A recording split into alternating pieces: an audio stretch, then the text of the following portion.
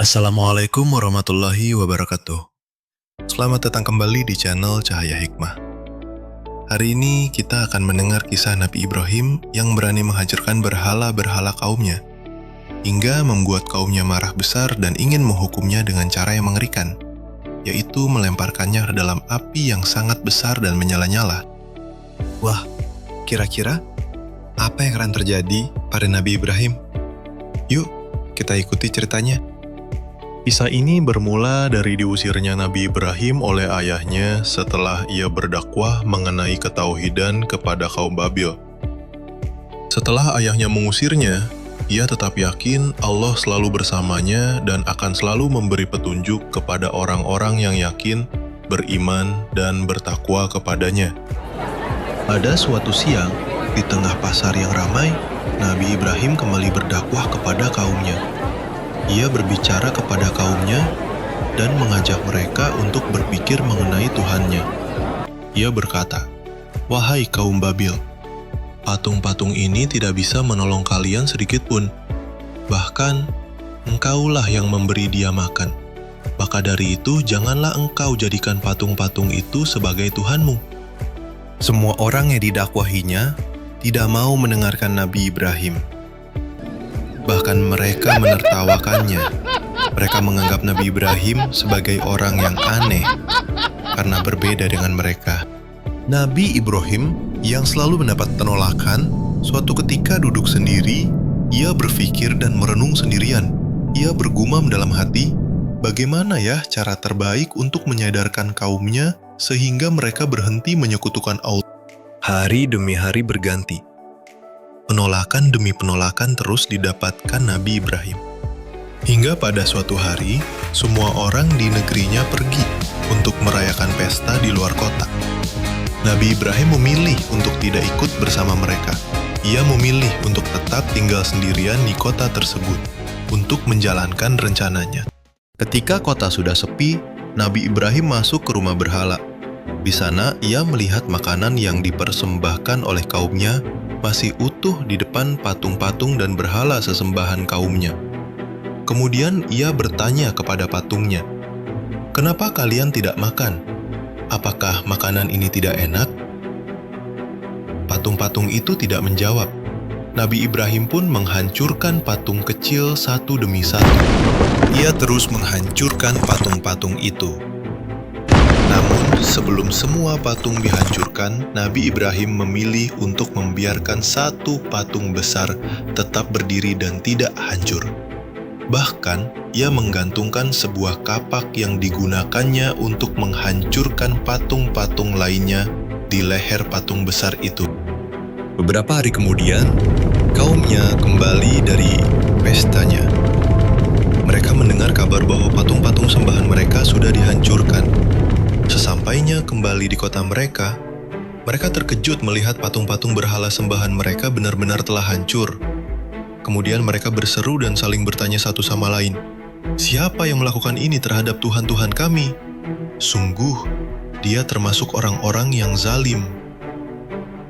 Hal ini sesuai dengan firman Allah di surat Al-Anbiya ayat 57-59.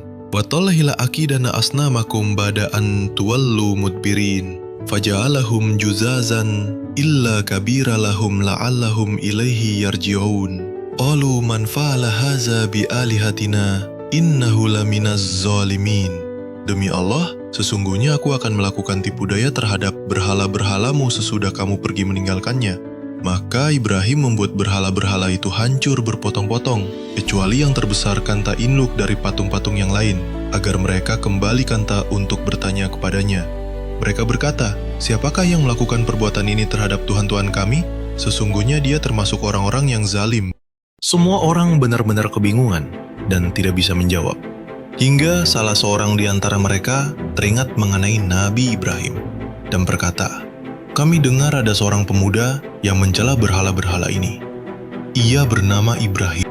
Mendengar hal itu, pemimpin kaumnya memerintahkan agar Nabi Ibrahim dibawa menghadap padanya. Kemudian Nabi Ibrahim ditanya oleh pemimpin kaum Babil, "Apakah kamu yang melakukan ini?" Dengan kecerdikannya Nabi Ibrahim menjawab, "Patung besar itulah yang melakukannya." maka tanyakanlah kepada patung itu, jika mereka dapat berbicara. Hal ini sesuai dengan firman Allah di surat Al-Anbiya ayat 60-63. Qalu sami'na fatta yadhkuruhum yuqalu lahu Ibrahim. Qalu fa'tu bihi ala a'yunin nas, la'allahum yashhadun. Qalu a'anta fa'alta hadha bi'alihatina ya Ibrahim. Qala bal fa'alahu kabiruhum. Hadha fas'aluhum in kanu yantiqun. Mereka berkata, kami dengar ada seorang pemuda yang mencela berhala-berhala ini yang bernama Ibrahim. Mereka berkata, kalau demikian bawalah dia dengan cara yang dapat dilihat orang banyak, agar mereka menyaksikan. Mereka bertanya, apakah kamu yang melakukan perbuatan ini terhadap Tuhan-Tuhan kami, hai Ibrahim? Ibrahim menjawab, sebenarnya patung yang besar itulah yang melakukannya, maka tanyakanlah kepada berhala itu jika mereka dapat berbicara. Kemudian mereka terdiam, dan kepala mereka menjadi tertunduk karena bingung atas jawaban Nabi Ibrahim. Lalu mereka berkata, sesungguhnya kamu, itu Nabi Ibrahim, telah mengetahui bahwa berhala-berhala itu tidak dapat berbicara. Kemudian Nabi Ibrahim pun berkata, lalu mengapa kamu menyembah Tuhan selain Allah, sesuatu yang tidak dapat memberi manfaat sedikit pun, dan tidak pula memberi mudarat kepada kamu? Bukannya mendengarkan, mereka malah menjadi marah kepada Nabi Ibrahim karena kesombongan mereka. Mereka pun berkata, bakarlah dia dan bantulah Tuhan-Tuhan kamu. Yang telah dihancurkan oleh Nabi Ibrahim, tunjukkan kesetiaanmu dengan tindakanmu, saudaraku. Kaum musyrikin yang tidak suka pada Nabi Ibrahim segera mengumpulkan kayu dalam jumlah sangat banyak. Kemudian, kayu itu dibakar hingga menjadi api yang sangat besar dan menjulang tinggi bagai raksasa. Nabi Ibrahim lalu dibawa dan diikat ke alat pelontar besar untuk dilemparkan ke dalam kobaran api yang telah mereka buat. Nabi Ibrahim tetap tenang. Ia yakin dan percaya akan kekuasaan serta kekuatan Allah, seraya berdoa, Hasbiyallahu la ilaha illahuwa, alaihi tawakkaltu. Orang-orang di sekitar menonton dengan marah, namun hati mereka senang mengetahui Nabi Ibrahim, orang yang menghancurkan patung-patung mereka, akan dilemparkan ke dalam api yang menyala-nyala. Tak lama kemudian, Nabi Ibrahim dilontarkan ke dalam api yang menyala. Sebelum Nabi Ibrahim mencapai api yang menyala, Allah memerintahkan api tersebut, hai api, jadilah dingin dan berilah keselamatan bagi Ibrahim.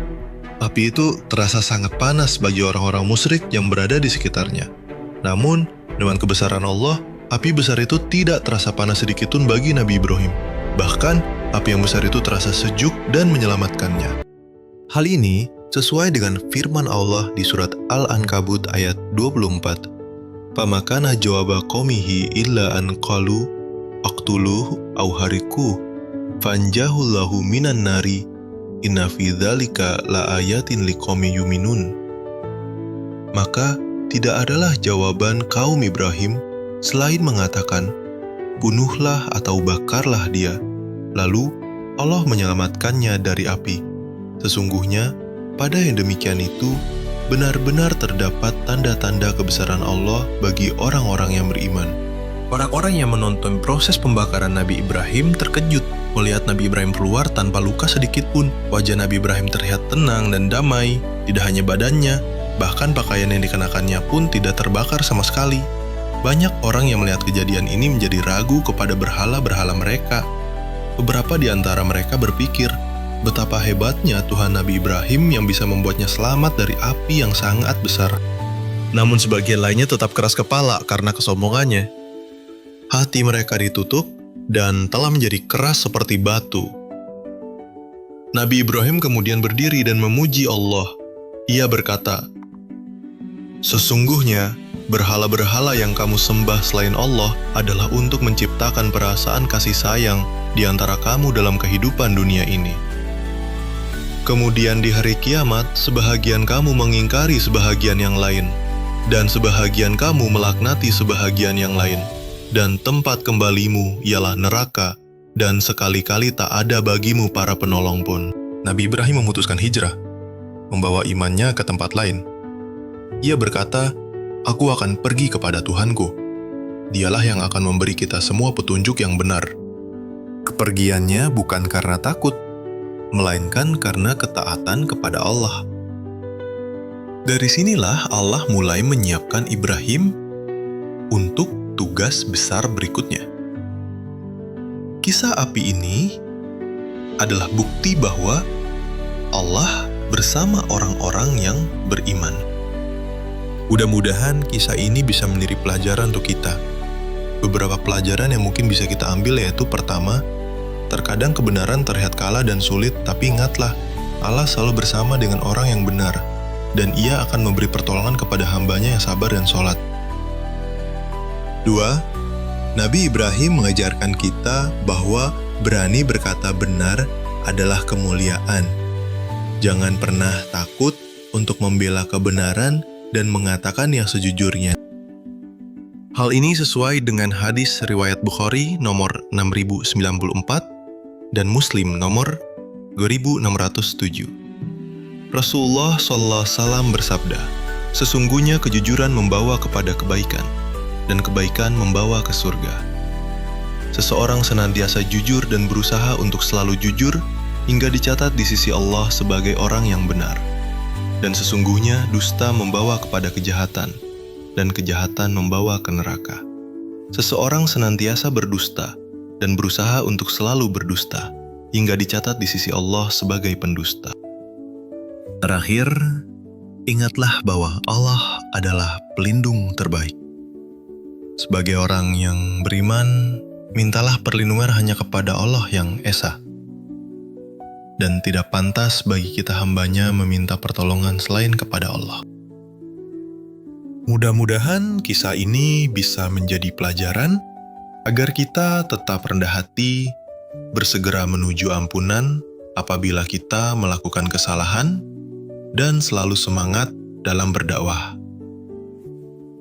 Kalau suka, jangan lupa klik tombol like, subscribe, dan loncengnya ya. Wassalamualaikum warahmatullahi wabarakatuh.